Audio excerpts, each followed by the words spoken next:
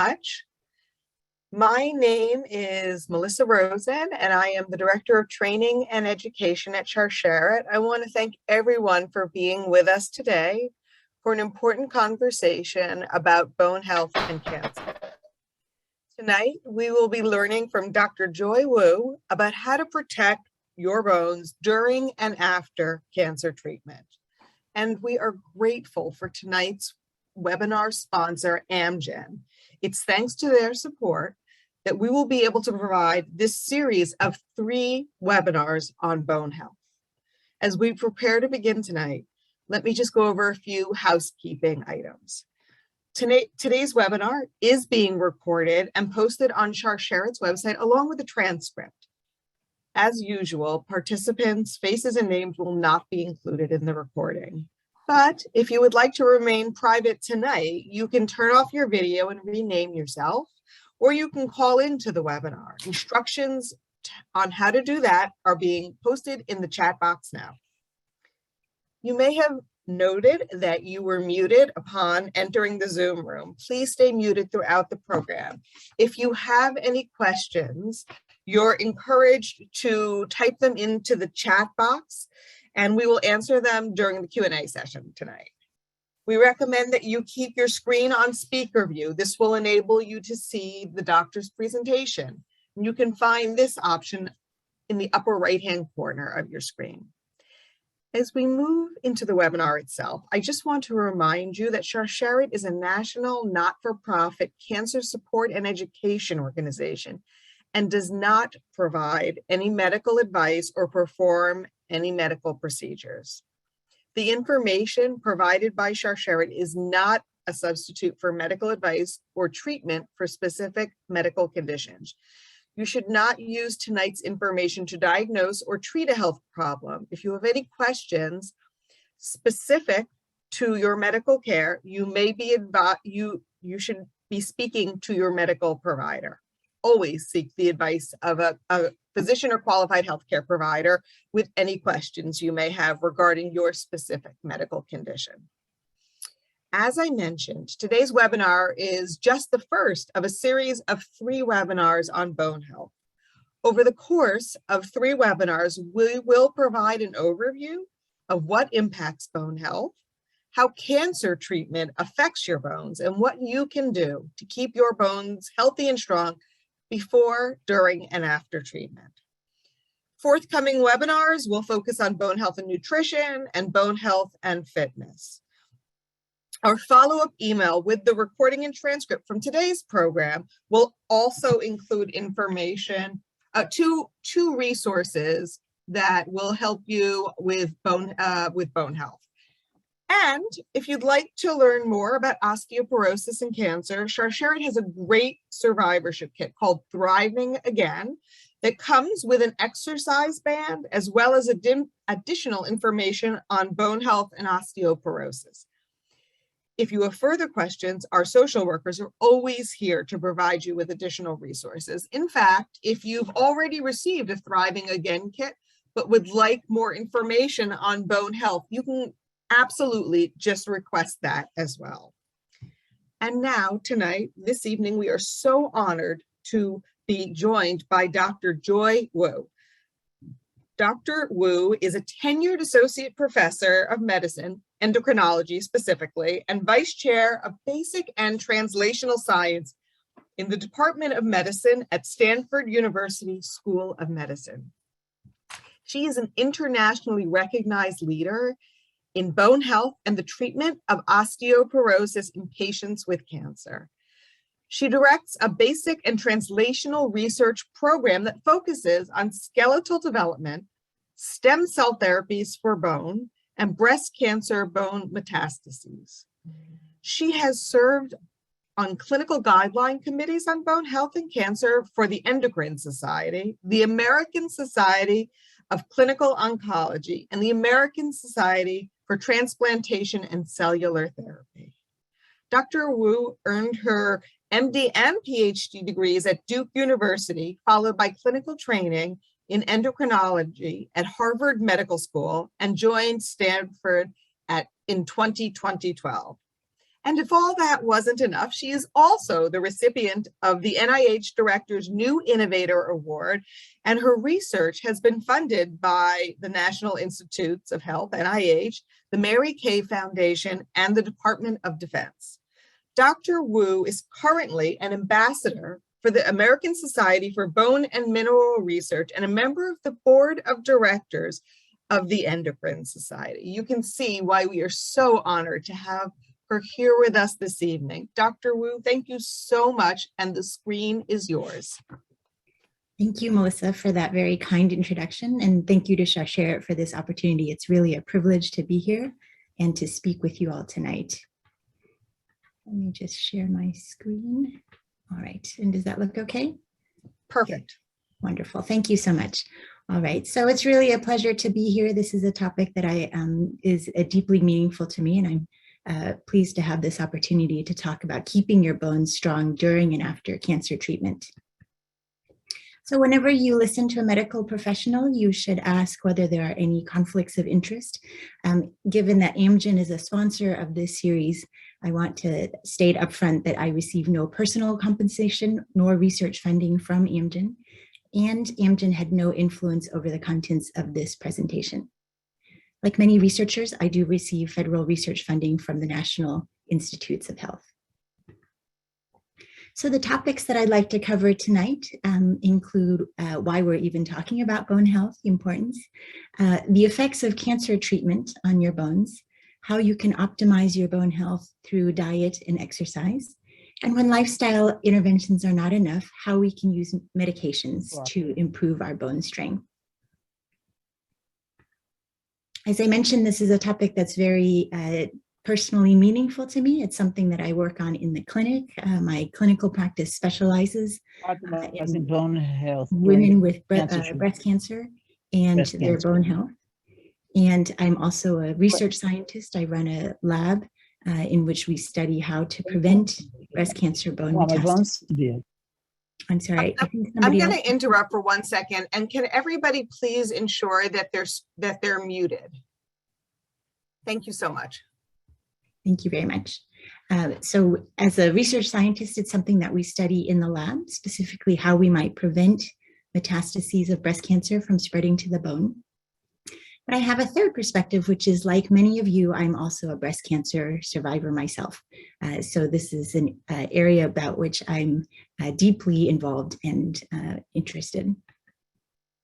Let me start with the take-home messages that I hope you'll remember from this talk. Number one is that cancer treatment can have effects on your bone health. Fractures that are related to osteoporosis, which is a disease of bone fragility, are serious but preventable. Your risk of a fracture depends on many factors, which we'll discuss in detail. Lifestyle changes can certainly slow, but usually cannot reverse bone loss. And when used properly, osteoporosis medications are extremely safe and effective. With that, let's start with a definition of osteoporosis. It literally means porous bone, and it refers to a decrease in bone mass that leads to an increase in fragility and increase in your chance of having a fracture. And this is just an artistic rendering of what a bone would look like under a microscope. You can see normally there's quite thick connections, and as we get older or develop osteoporosis, this can become quite thin. Osteoporosis is extremely common. It's estimated that half of all women over the age of 50 will experience a fracture in their lifetime due to osteoporosis. Compare that with a risk of breast cancer in the general population of about 12%. Men are also at risk for osteoporosis. About a quarter of 20% of men themselves will experience a fracture, and that's somewhat similar to the rate of prostate cancer among men. In the US, every day, there are over 5,000 fractures that occur due to osteoporosis. This is a fracture cast that travels around the country to make the point that there are many, many fractures that occur every day. Here's a person in the background so you can see how tall this cast is. That turns out to 2 million fractures per year. So this is a serious public health issue. It affects at least 10 million Americans, the majority of whom are women. As I've mentioned, there are 2 million fractures per year, and the costs are now probably over $20 billion per year. When we talk about fractures that are due to osteoporosis, the most common single site is the spine or vertebral fractures. Next most common are wrist fractures. For instance, when somebody trips and falls and puts out the arm to break their fall, they can fracture their wrist. Perhaps the most dreaded complications are hip fractures. These are very serious and can lead to a loss of independence and ability to walk. And then the other 40% affect the pelvis and other bones. Why are we talking about osteoporosis tonight? Because it's very common among patients who have been treated for breast and ovarian cancer. And that's because women who are treated for these cancers have multiple risk factors that can lead to bone loss. Chemotherapy itself, while very beneficial for reducing the cancer, treating the cancer, can have toxic effects on the bones. For premenopausal women who are being treated with chemotherapy, it's quite common that they can be forced into a premature or early menopause, and this is a condition that's associated with bone loss. We'll talk in more detail on the next few slides about endocrine therapy, which is a particular way to treat breast and ovarian cancer. And then radiation therapy is also quite common in treatment modalities for these cancers, and radiation can have toxic effects on the bone. This is just a graph that shows the number of fractures per 10,000 people years. So for instance, 1,000 patients followed over 10 years. In light gray are survivors of breast cancer, and in dark gray are the comparison general population rates. And you can see that the fracture rates are much higher among patients with a history of cancer. So let's talk for a moment about endocrine therapy for cancer. About 80% of breast cancers express the receptor for hormones, including estrogen and progesterone. In our bodies, estrogens are made in the ovaries for premenopausal women, and then in the adrenal glands, which sit here on top of the kidneys, for women after menopause.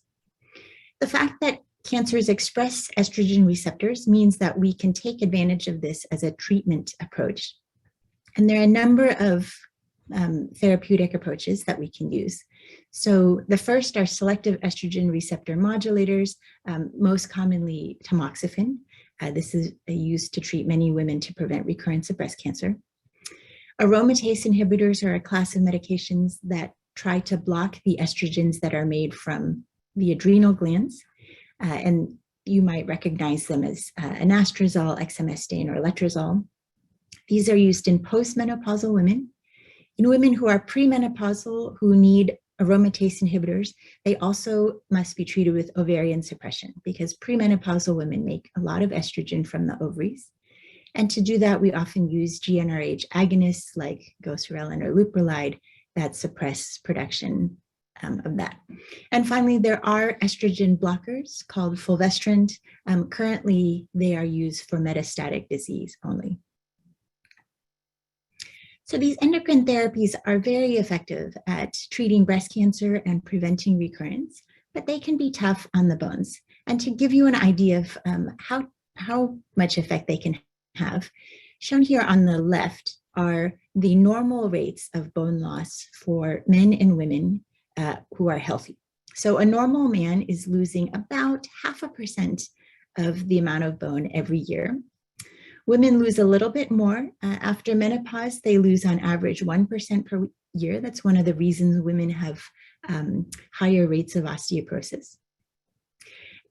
In healthy women, the fastest rate of bone loss happens right around the time of menopause. So the couple of years surrounding the time when your periods stop.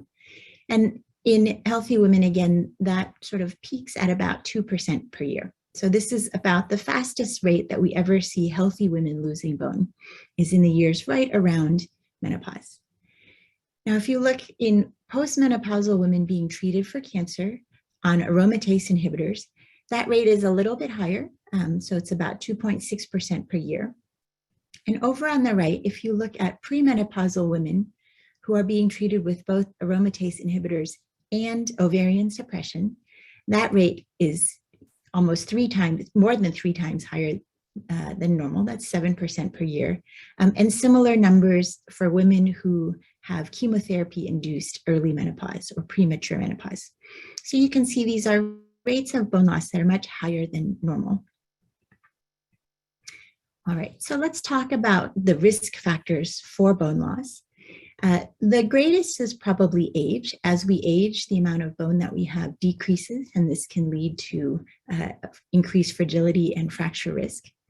If you've had a previous fracture, that's a warning sign. So for instance, if you have in the past slipped and tripped and put out your arm and fractured a wrist, then that puts you at higher risk for having more fractures in the future.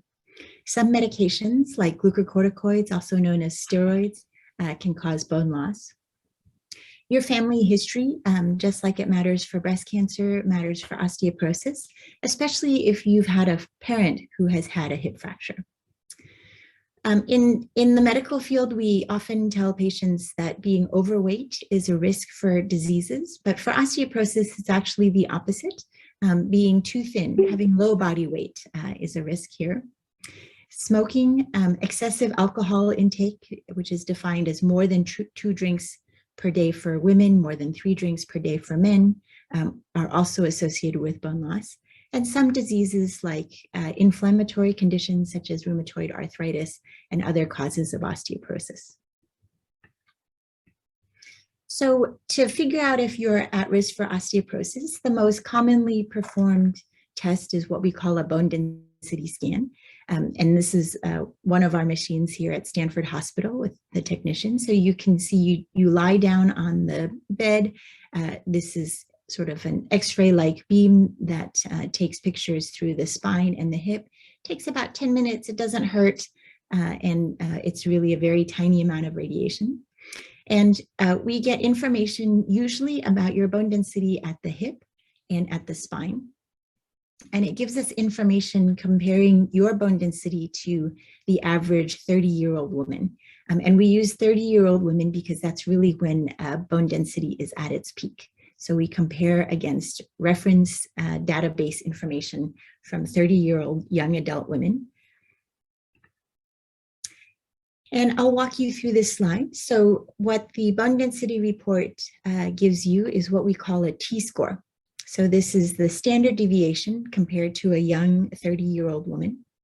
So for instance, if it's -1, that means that your bone density is 1 standard deviation lower than that of a 30-year-old woman. And down to -1 is normal bone density. Between -1 and -2.5 is considered intermediate, a term that we often call osteopenia. And then osteoporosis is defined by the World Health Organization as a bone density T-score of -2.5 or lower. Now, I mentioned that age is also an important factor. So the point of this slide is to try to bring that home. So this is a woman who weighs 150 pounds, 5 foot 6 inches, and calculating her risk of fracture, specifically a hip fracture over the next 10 years. Hip fractures, as I mentioned, are quite devastating. Less than half of people who have a hip fracture ever walk again. So we have a pretty low threshold for recommending treatment. And that threshold is if you have a 3% risk over the next 10 years, then we will recommend treatment.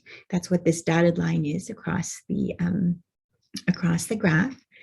And what I've then shown you is for every age, between 55 and 80 at 5-year increments, what your risk looks like.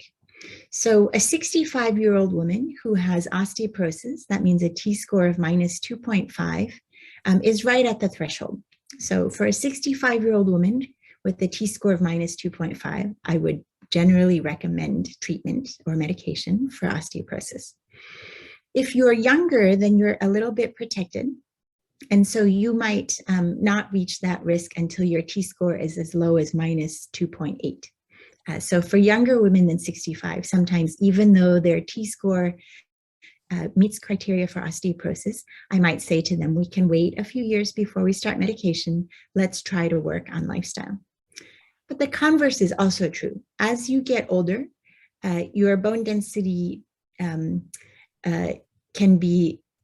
doesn't need to be as low for you to have the same risk. So for example, at the extreme here, we have an 80-year-old woman, even with a near normal bone density of a T-score minus 1.2, so that's really borderline osteopenia, almost normal, she would still meet the recommendations for treatment.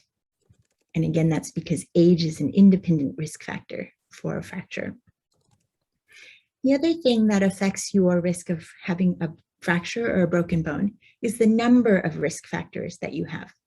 So remember on an earlier slide, I talked about certain risk factors, including age, bone density, but also whether you've had a previous fracture, whether your parent has had a hip fracture, whether you're a current smoker or user of tobacco, whether you're being treated with steroids, also called glucocorticoids, whether you have inflammatory conditions such as rheumatoid arthritis, or whether you have excessive alcohol intake.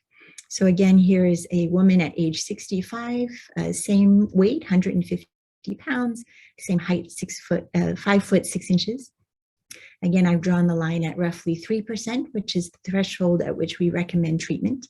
And you can see that the larger the number of risk factors that this woman has, the more likely she is to be above that threshold. All right, so who should have a bone density test? Let's start with the general population recommendations. This is borrowed from the American Society of Bone and Mineral Research, to which I belong.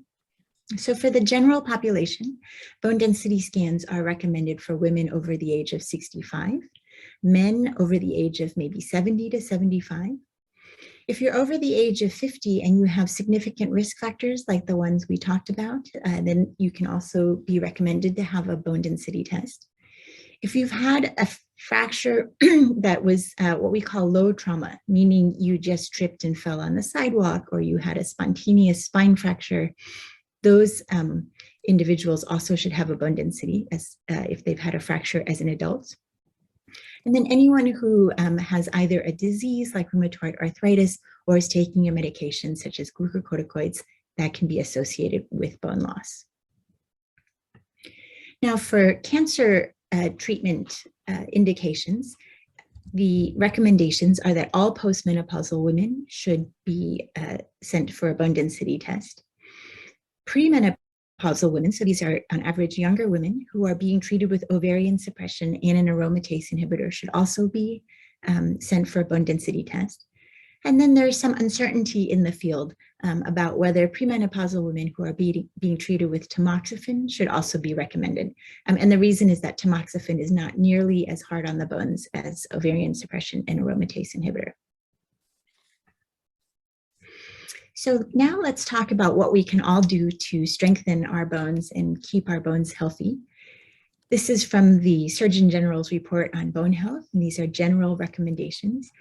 So number one is get enough calcium and vitamin D, and on the next slides, I'll talk about how you can do that. Be physically active, so we'll also talk about exercise and its role in keeping your bones strong. Reduce your risk of falls. So this means things like being careful around the house. If you have throw rugs, making sure that they are sort of taped down, that they're not loose, that you don't have a sort of a loose corner to trip on. Of course, keeping your stairs clear of anything you might trip over. And other things like, for instance, having a nightlight in the bathroom so that when you get up in the middle of the night to go to the bathroom, that you don't trip over something and fall. Maintaining a healthy weight, so that means not too thin or not too overweight. Not smoking or stopping tobacco use if you're a smoker. Limiting your alcohol use. And then finally, talking to your doctor about whether any medications whether any medications that you're taking or any other medical conditions that you might have could be affecting the bones. All right, so let's talk about how much calcium you should be taking. So for women at risk of bone loss, so postmenopausal women or those who have osteopenia or osteoporosis, I generally recommend about 1,000 to 1,200 milligrams a day. This can be a combination of diet or supplements, as long as it totals in this range. So dietary sources, the best sources of calcium in the diet are the dairy products. So milk, yogurt, cheese, those on average have close to 300 milligrams of calcium. So 2 to 3 servings a day would get you very close to this number. There's also calcium in other foods. You can find them, for instance, in fortified orange juice, canned salmon, especially if it contains the bones, cottage cheese, even in green vegetables, there's some calcium. So these are great sources to get calcium. And if you can try to add these all up to get 1,200 milligrams a day. Now, most adults who see me in my clinic don't have 2 or 3 servings of dairy. Most people have 1 maybe a day. So it can be hard to reach 1,200 milligrams a day just by diet alone, and that's okay. Then you can take calcium supplements. The important thing to remember is you want to check the label for the elemental calcium amount that's on the label. Again, you're looking for a total in the range of 1,000 to 1,200 milligrams a day. Also keep in mind that your stomach really can't absorb more than about 500 milligrams at a time. So if you're not someone who can get much calcium in the diet, for instance, if you're lactose intolerant or maybe on a vegan diet and you need to rely entirely on supplements, then you want to do 2 supplements at different times of the day. So maybe 500 to 600 milligrams at a time. If you are taking acid blocking medications, so these are things like the proton pump inhibitors, H2 blockers, then I recommend calcium citrate because it doesn't depend on acid to be absorbed. But otherwise, calcium carbonate is a great source, and you'll find this on the shelf of your pharmacy over the counter, for instance, as Oscal or Tums or generic calcium carbonate. The next thing we need is vitamin D. Vitamin D is important for helping our bodies to absorb the calcium from our diet. Again, for most individuals at risk of bone loss, I recommend 800 to 1,000 international units a day.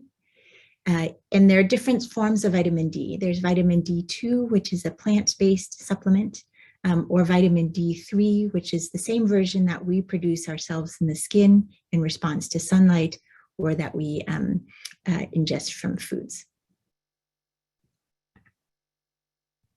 All right, the next important lifestyle intervention for keeping bones healthy is physical activity, exercise.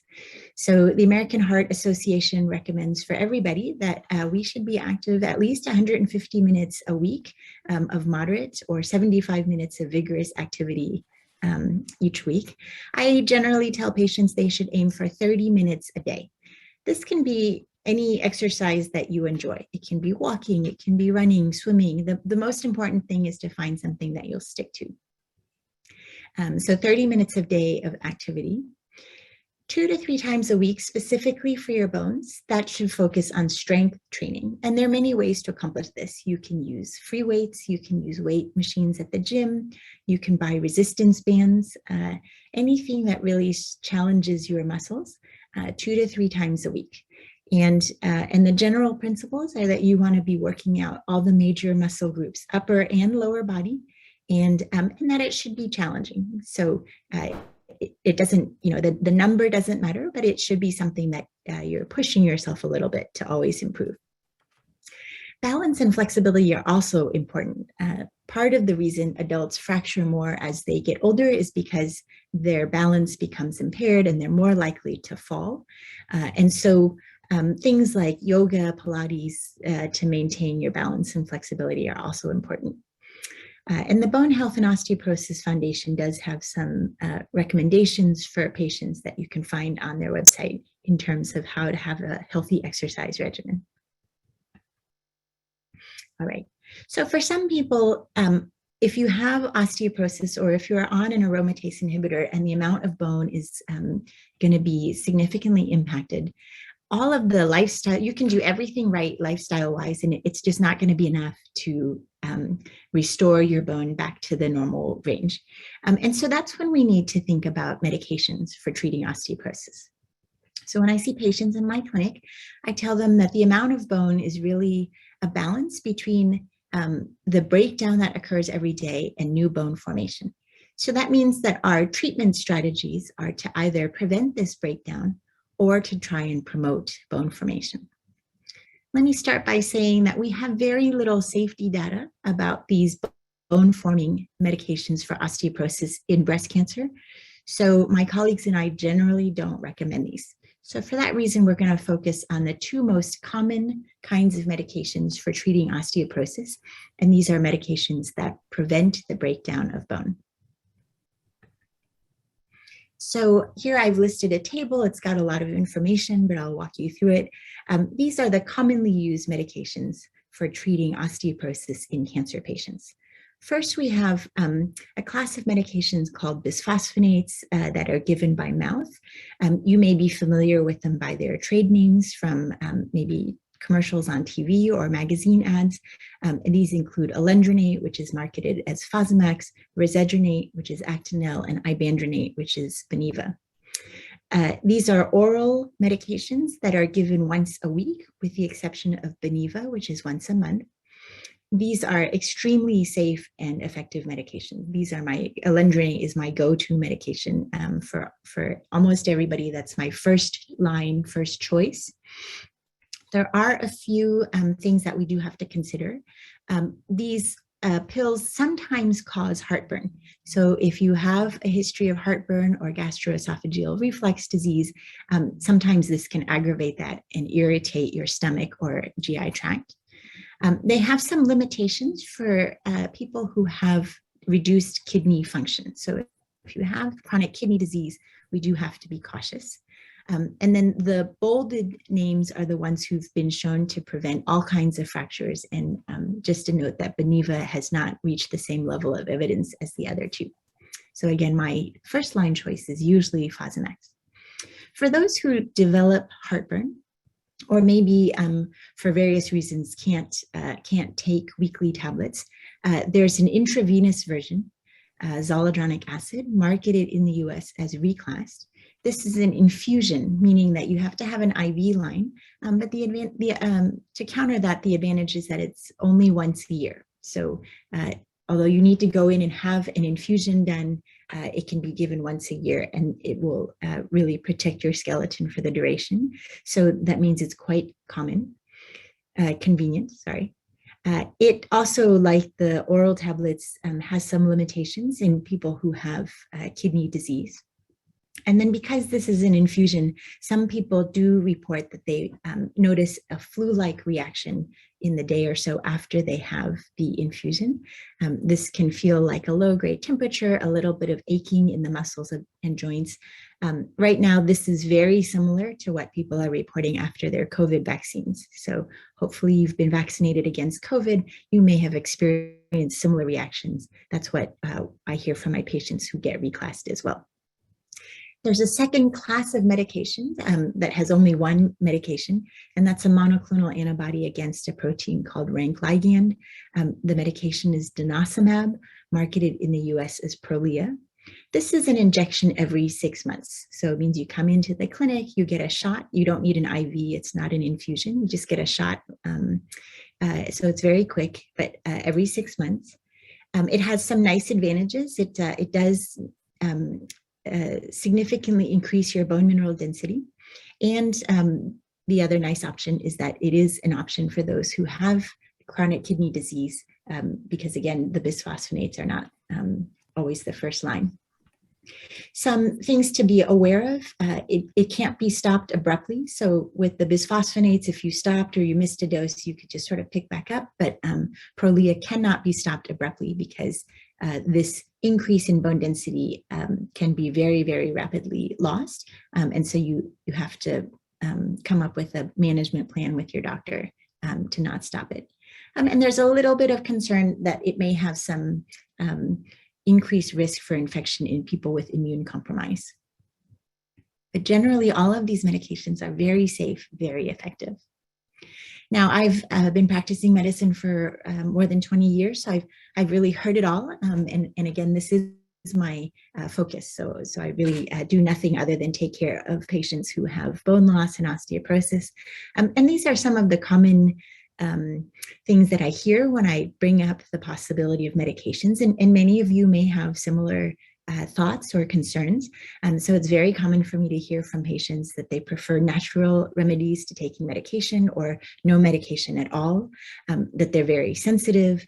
They've read that osteoporosis medications can be dangerous, or that they have a close friend or family relative who has had this medication and some kind of unpleasant side effect. And I understand, I think, we're all influenced by what we hear from those closest to us. So these are very common concerns, but I just want to emphasize that when these medications are used properly, they can be extremely effective. So let's talk about the risks and benefits of these medications. So this is a graph of the number of events per 100,000 patient years. So again, for example, this could be 10,000 women followed for 10 years.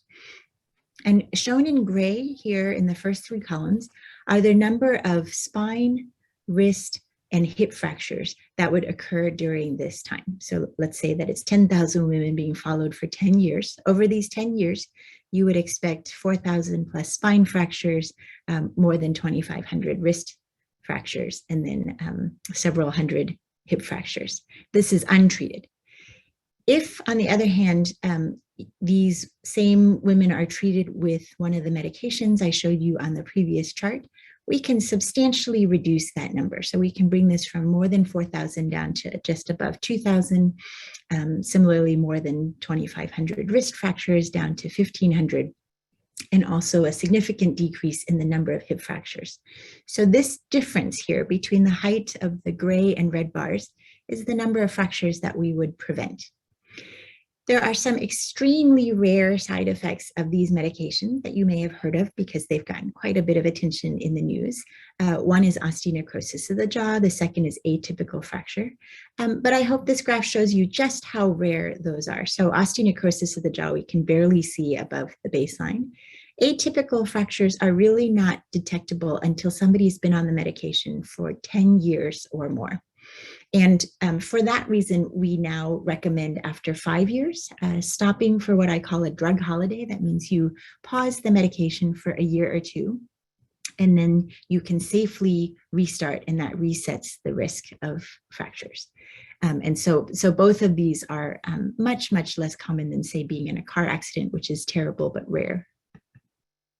So another way to represent this over those 10,000 patient years, so 1,000 women followed for 10 years, this is the number of fractures that would be prevented by treatment with one of these medications, as compared to the number of expected cases of osteonecrosis of the jaw, so maybe 3, maybe 2 cases of atypical fractures if women are treated for 5 years, and you can see this goes up if we go to 10 years.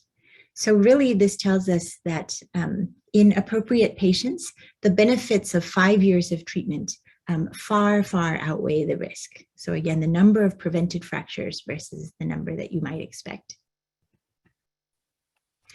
With regard to the osteonecrosis of the jaw, I often hear from patients that their dentists or their oral surgeons have some concerns and maybe recommend that they stop. So I think it's important to highlight this statement from the American Dental Association. So this is the professional organization for dentists. In 2011, they issued this statement that said stopping bisphosphonate therapy may not eliminate the risk for osteonecrosis of the jaw. However, stopping these medications may definitely have a negative impact on the outcomes of low bone mass treatment. That's a kind of wordy way to say that if you stop these medications, you will have an increased risk of fracture from osteoporosis. And so therefore, the overall balance of benefits to risks must be considered. So again, the benefits of preventing fractures due to osteoporosis, which is so common, generally outweigh the very, very rare risks of osteonecrosis of the jaw. All right, so finally, I'm going to turn for a few moments to bone metastases in breast cancer. So About 95% of breast cancer cases in the US are early stage, but the remaining 5% are metastatic. And once it has spread to distant organs, the bone is the most common site for breast cancers to spread. So we know that similar medications that we use for osteoporosis, but in higher doses, can prevent the complications of these bone metastases. So here, this was a study of women with breast cancer and bone metastases being treated with zoledronic acid, IV reclass. This is the intravenous infusion at slightly higher doses. And they can decrease complications that include things like fractures, the need to have surgery or radiation, or compression of the spinal cord. Likewise, Decasama, which is another medication that prevents bone breakdown, is also very effective. This is a study comparing it to IV zoledronic acid and showing that it may even be a little bit better in reducing these complications. Now, the doses that are used by cancer doctors for metastatic breast cancer are different than the doses that we use for preventing osteoporosis in breast cancer.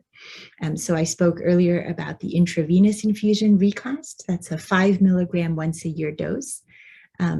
When the cancer doctors use it for metastases, they use it 4 milligrams every 4 weeks or every month. So this is almost 10 times higher dose over the year. Similarly, for preventing osteoporosis in breast cancer, we would use Prolia, which is every 6 months, 60 milligrams. And again, for cancer physicians who are treating bone metastases, they use 120 milligrams every month. So this is 12 times the dose. So the risks of side effects are higher at these doses used for bone metastases treatment. There are a lot of things that we really don't know about how long we should treat. Many of the early studies that were done that I showed you on treating bone metastases were done almost 20 years ago. Most of those studies were limited to only 2 to 3 years of follow-up. You know, that was because 20 to 30 years ago, that was the average survival horizon for many patients with metastatic breast cancer. The good news is that survival is increasing dramatically. My colleagues at Stanford showed that since 1990, the median survival has improved by 50% from 20 to 31 months. And I have a number of patients who are living years with metastatic breast cancer. So that is wonderful news and a real testament to the breast cancer research field and the physicians and patients who've participated in trials to increase those odds. But we're left with a little bit of uncertainty for what to do in terms of how long we should treat, keeping in mind that we, of course, always want to balance the risks and benefits. And at the doses that are used in these studies, the risk of adverse side effects can be higher. Finally, I want to point out for anybody who is taking denosumab, that's either Prolia or Xgeva. I mentioned earlier that it cannot be stopped abruptly, but I just want to make that point again. This is a graph of the average bone density in women who were on the trial for denosumab, the clinical trial. You can see they have a really nice improvement over 2 years of bone density in the spine and in the hip. But the minute the denosumab was stopped in this trial, that bone density was very rapidly lost, so that it was back to baseline within a year after stopping in the spine, and in the hip, it even unfortunately fell even a little below the baseline. And this can be associated with spine fractures, multiple spine fractures in some people who stop these medications. So if you are taking Prolia or Xgeva and your doctor mentions that they want to stop, you should know that you can't just stop without doing anything. It really should be followed by either oral alendronate or the intravenous reclass, zoledronic acid. All right, so I want to leave plenty of time for questions. So these are the take-home messages we have for today. Cancer treatment can affect your bone health. Fractures due to osteoporosis are serious but preventable. Fracture risk depends on many factors that we've reviewed. Lifestyle changes can definitely slow, but they usually don't reverse bone loss, especially when it's serious. And used properly, osteoporosis medications are safe and effective. just one word, because I saw in the questions, some people were asking about the future, what can we do? So I thought I would just show a few things that we're working on in our research lab.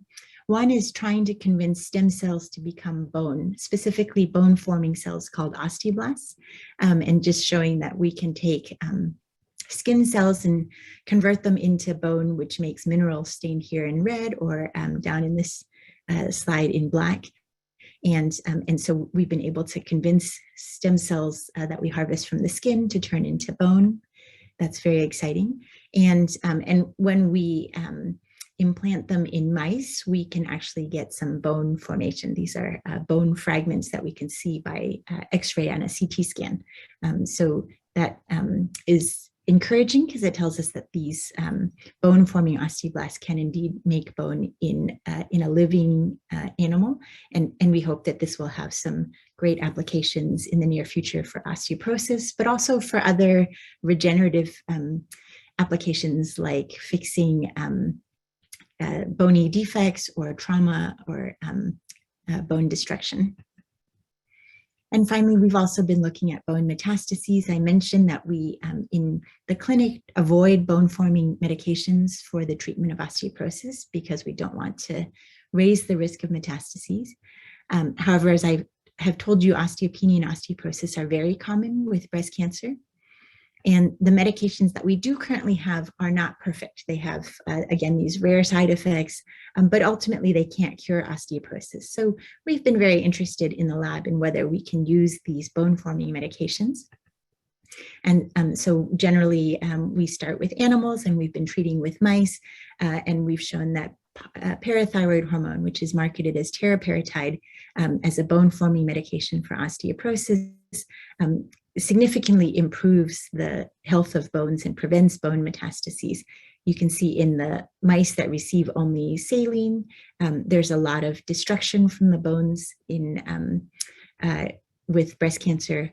However, when we treat them with PTH, I hope you can see many of these bones look much more normal. So fingers crossed that this will turn out to be a therapeutic approach for the future. With that, I want to acknowledge the people in my research lab who do the work.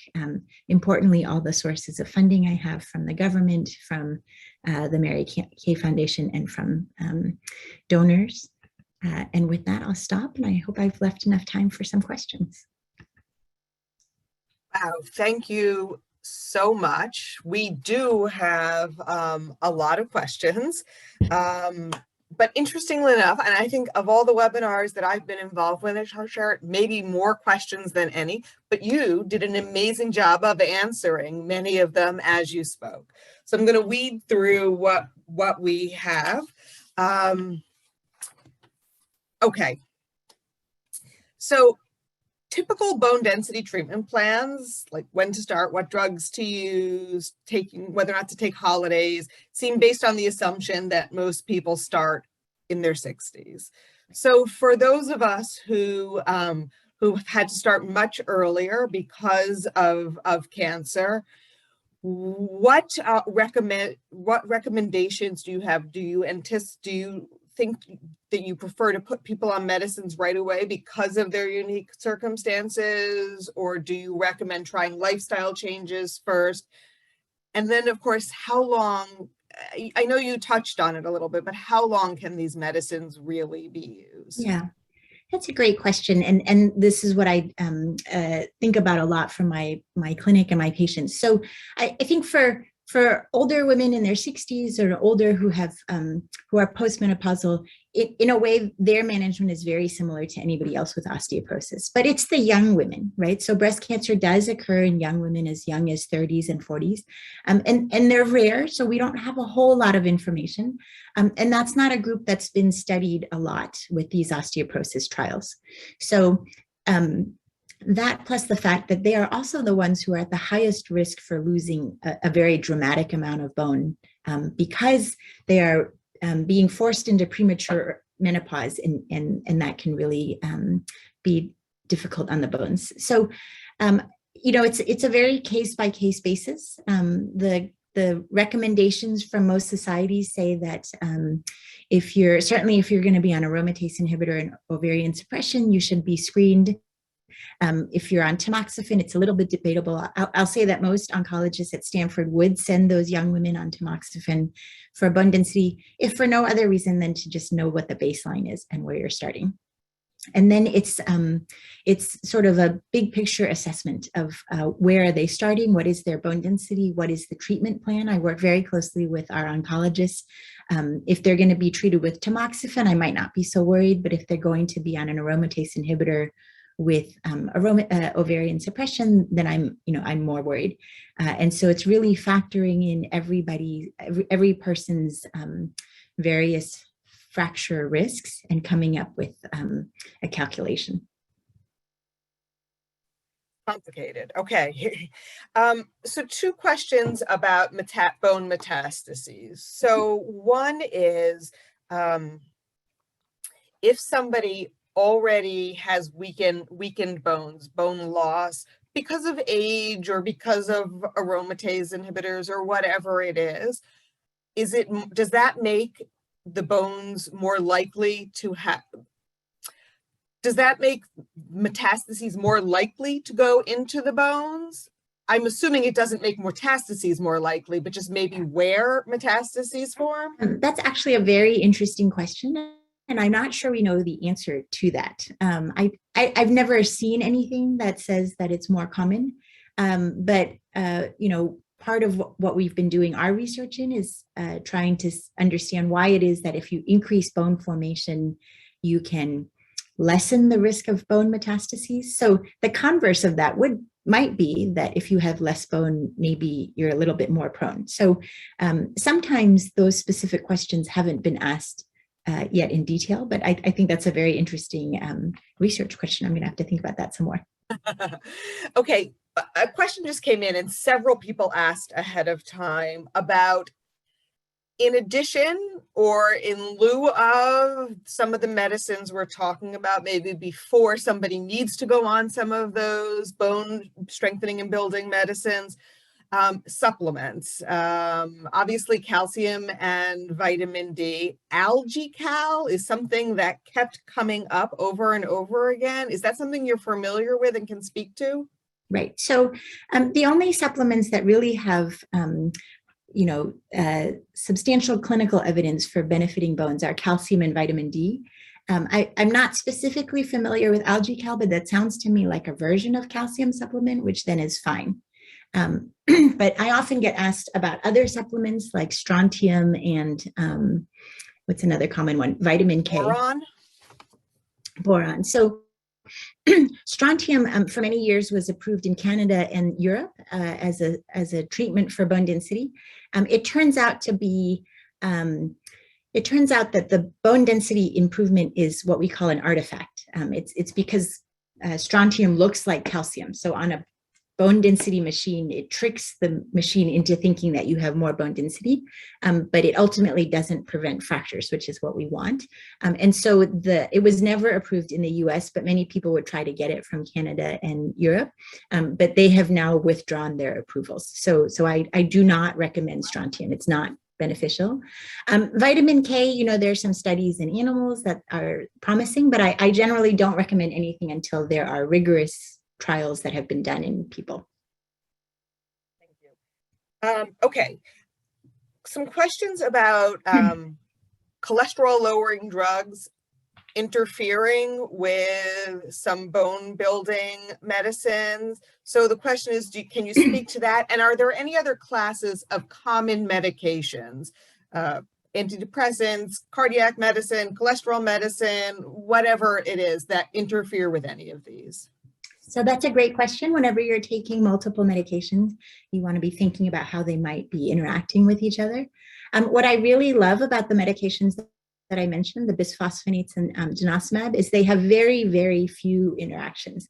And this is really beneficial because cancer patients are often on a number of different kinds of medications. They might be on chemotherapy, they might be on biologics. Nowadays, they might be on immune checkpoint inhibitors. And so there's a large number of, and then they're on medications for all the side effects that can come as a result of treatment. So the really wonderful thing about the medications we use for osteoporosis is they generally don't interfere with other medications. And I'm not aware of specific data on the cholesterol lowering medications interfering with them. What somebody specifically asked in a somewhat related question about the effects of calcium, specifically on calcified arteries. Can you speak to that? Right. So there have been a few reports that calcium supplement might be associated with calcification in your coronary arteries. Those are the arteries in your heart. Those studies are controversial. They were done retrospectively, meaning that they were just in studies already done looking backwards in time. And they've largely been reported only by the same groups. So to really believe something from researchers, you want it sort of independently done by multiple groups around the world. That being said, if you look at the quality of the data, they're not very strong. So I would say for calcium supplements, any link with coronary calcification seems to be at very, very high doses, like 3,000 to 4,000 milligrams a day, which I would never recommend, right? I said 1,000 milligrams a day. And maybe there was an association with supplements. So I tell patients, if you're really worried about it, then try to get your calcium through diet. But I think most people think that the benefits of calcium in those who are at risk of bone loss far outweighs this sort of controversial risk of calcification. Okay. I'm going to ask two more questions and then apologize to anyone whose question wasn't answered. There were a lot of questions about diet and exercise, which I didn't ask tonight specifically because our next two webinars are focusing on nutrition and exercise. But two other questions. One is because we work with so many young women who are dealing with these issues, can you speak to fertility, impact on fertility and safety with regard to pregnancy in relationship to these drugs? Yeah, that's a great question. So I try not to give these drugs to young women for that reason, because we often, of course, are thinking about reproductive potential and childbearing. So we try to avoid it. And usually it's rare, right? It's quite rare that young women would be at risk for bone loss. When you have cancer and especially if it's early or aggressive, some of the usual rules go out the window, right? So then we really have to balance the sum total of the risks and benefits. So again, that's a detailed conversation with the individual patient, with the oncologist, understanding the individual risks and benefits. I'll note that the pediatricians are actually quite comfortable with these medications. They use them in children with rare bone diseases like osteogenesis imperfecta. And so my pediatric colleagues often laugh at me for my hesitation to use these. So they say, we use these in young children all the time and they're fine. So I think that some of this is just an abundance of caution. But it is true. Anybody who is pregnant or considering pregnancy, you do want to talk through all of the options carefully with your physician. Okay, last question. Several people asked, assuming a person is, gone through cancer treatment on some sort of aromatase inhibitor, how frequently should somebody get a bone density scan?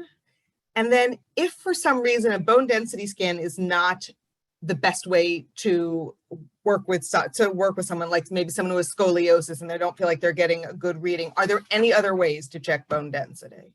Great question. So bone density scan, most insurance companies will cover them no more frequently than every 2 years.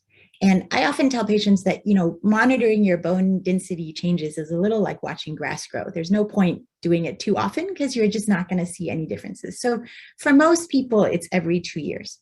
There are exceptions. And one of those is, again, young women being started on aromatase inhibitor and ovarian suppression. We know that their risk of bone density loss is very high. And they might have a bone density where they start pretty normal, but the oncologist knows that their risk of dropping quickly is higher than usual. And in those cases, insurance companies will cover a repeat bone density scan in 1 year. And so those are the relatively rare exceptions to that rule. And are there other modalities to check bone density if for some reason that type of scan that you showed isn't an option? Yeah, so we have the most reference information for bone mineral for bone density scans. So sometimes what happens is somebody can't have it in the spine because they've had a fracture, or not in the hip because they've had a hip replacement and there's some hardware. But usually they can either do the other hip, or sometimes they can check your wrist. So you can check other sites and get some information. We can assess bone density from special kinds of CT scans. But they are rare. We don't have a huge amount of information, and they come with much, much higher doses of radiation. So again, it's a conversation with your doctor if you fall into that category about what your options are. So I am going to stop with the Q&A for now. Thank you for answering so many questions. I want to be respectful of everybody's time, and I want to thank you for educating us this evening. I don't know if you were able to see, and even I was only catching a few of them, but so many positive comments in the chat about how clear, how informative. So thank you. Please I'm going to encourage everybody on to take a moment to fill out the brief evaluation survey that's being linked in the chat box right now. Evaluations really do inform future programming, so thank you in advance. And of course, we'd love for you to stay connected with us on social media, Facebook, Instagram, Twitter, where we post about events like this, program updates, and fun ways to get involved. Once again, I want to thank Amgen, our sponsor for today's webinar, as well as the upcoming 2 webinars on bone health and nutrition and bone health and fitness. So many of the questions that were asked today we didn't get time to answer will be answered in depth in those 2. In the chat right now is the link to register for the next one, which is Bone Health Through Nutrition with nutritionist Tamar Rothenberg on March 15th. Please remember that Charsheret is here for you and your loved ones during this difficult time in your lives. Charsheret provides emotional support, mental health counseling, and other programs designed to help you navigate through the cancer experience. All programs are free, completely private, and one-on-one. Our number and our email address is in the chat right now, and our social workers and genetic counselor are available to each of you. Thank you again for joining us. Thank you again, Dr. Wu, and thank you to everybody, and good night. Thank you for having me.